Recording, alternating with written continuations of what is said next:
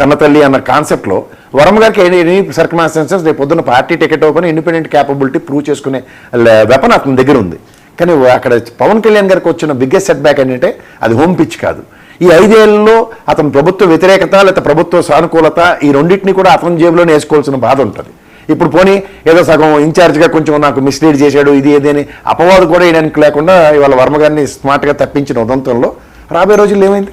ఇప్పుడు వచ్చిన పరిణామాల్లో ఖచ్చితంగా వర్మ గారు అనేది ఒక వైబ్రేషన్ ఖచ్చితంగా పిఠాపురం టెరిటరీలో, ఎందుకంటే అతని యొక్క సామర్థ్యం ఆ చుట్టుపక్కల రేడియస్లో నియోజకవర్గాల్లో అందరికీ తెలుసు. నెక్స్ట్ క్షత్రియ సామాజిక వర్గం పవర్ తెలుసు.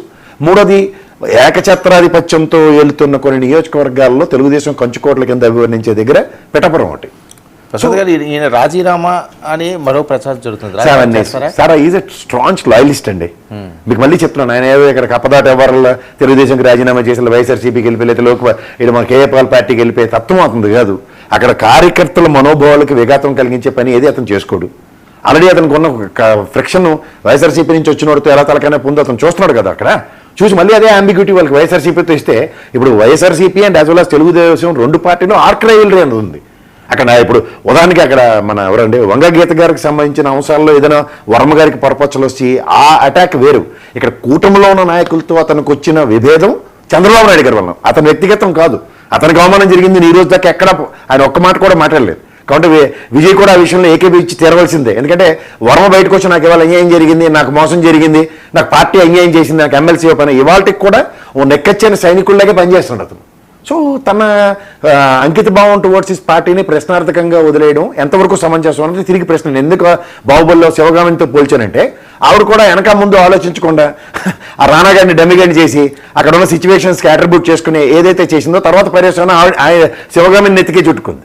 సేమ్ ఇది కూడా అదే పరిస్థితి వస్తుంది. ఎందుకంటే ఇవాళ నిజంగా పవన్ కళ్యాణ్తో ప్రయాణం అనేది 5 సంవత్సరాల మీరు ఎక్కడైనా చూసుకోండి. జన సైనికులకు కూడా నేను ఒక రిక్వెస్ట్ టైప్లోనే చెప్తున్నా, మీరు ఈ రోజు దాకా పవన్ కళ్యాణ్ గారు నేను ఆయన కలిసి ఉంటాను. ఎందుకంటే అతను అసమర్థతనండి లేదంటే ఇండిపెండెంట్గా తన నియోజకవర్గం తనకి లేకపోవడం అవునండి.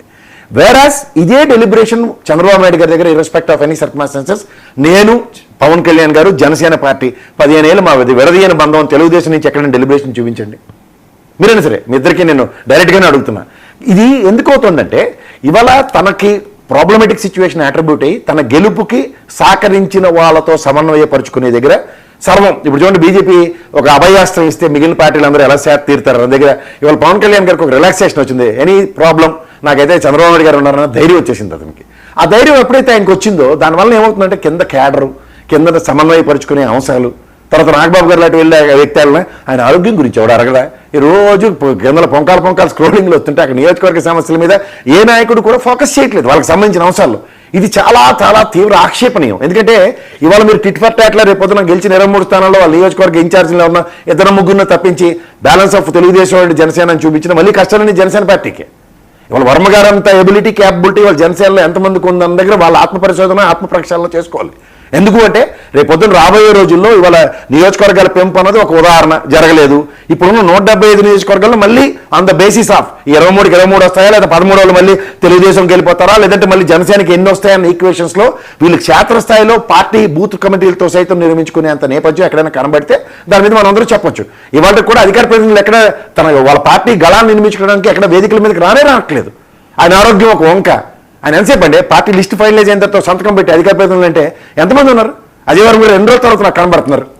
సో ఇవన్నీ మనకు కనబడుతున్న దగ్గర నిక్కచ్చిగా పనిచేస్తున్న వాళ్ళ పార్టీ శ్రేణులను కూడా ఒక అధినాయకుడిగా పరిరక్షించుకునే నేపథ్యం వెసెస్ ఇవాళ తెలుగుదేశం వాళ్ళతో ఒక చంద్రబాబు నాయుడు గారి పరంగా శాంతనం పొందుకుంటూ ఆయన శాంతనం పొందే నేపథ్యానికి తెరలేపుకుంటే రేపొద్దున ఇది శాశ్వత నియోజకవర్గం పిఠాపురం పవన్ కళ్యాణ్ గారికి పార్టీ పరంగా లేకపోతే తెలుగుదేశం ఆచ్ఛేదన పరంగా ఉన్న దగ్గర అక్కడ కాంపిటెంట్ పర్సన్ ఎవరు మన వర్మ గారు తన ఎబిలిటీ ఆ రోజు కాంగ్రెస్ పార్టీ అవనండి లేదా బీజేపీ పార్టీ అవనండి లేదంటే వైఎస్ఆర్సీపీ అవనండి లేదా తెలుగుదేశం అవనండి వీళ్ళందరినీ తన సామర్థ్యంతో ఇండిపెండెంట్గా గెలిచి చూపించిన ప్రూవెన్ లెతలు. సో ఇట్లాంటివన్నీ ఉన్నప్పుడు ఒక ఏ వ్యక్తితో మనం ఢీ కొడుతున్నాం అన్నది చాలా ఆలోచించవలసిన విషయం. అందులో మనస్తాపానికి గురైన వ్యక్తి రేపొద్దు నుంచి ఒక నిర్ణయం వైఎస్ఆర్సీపీ నుంచి ప్రొటెక్ట్ చేస్తున్న తెలుగుదేశానికి వాళ్ళ జనసేనతో కూడా ప్రొటెక్ట్ చేసుకోవాల్సిన అవసరం వస్తుంది అన్న నెగిటివ్ వైబ్రేషన్స్ కనుక పిఠాపురంలో తెలుగుదేశం శ్రేణులకి పర్కులేట్ అయితే ఆ వైబ్రేషన్స్ మొత్తం నియోజకవర్గం ఉన్న టెరిటరీలో ఆ బార్డరింగ్ నియోజకవర్గాలన్నిటికీ ఎంత ఎఫెక్ట్ అవుతుందో ఆలోచించుకోవాలి. ఇది ఒక విధంగా చెప్పాలంటే తీవ్ర పరిణామాలే, అంత ఈజీ కాదు. ఒకటి మాత్రం నేను చెప్తాను, అధికారంలో ఉన్నప్పుడు కొన్ని కనబడవు. నాడు కేసీఆర్ గారి విషయంలో 2001లో కూడా సేమ్ సిచ్యువేషన్ అట్రిబ్యూట్ అయింది. ఇవ్వలేమైంది తెలుగుదేశం తెలంగాణలో?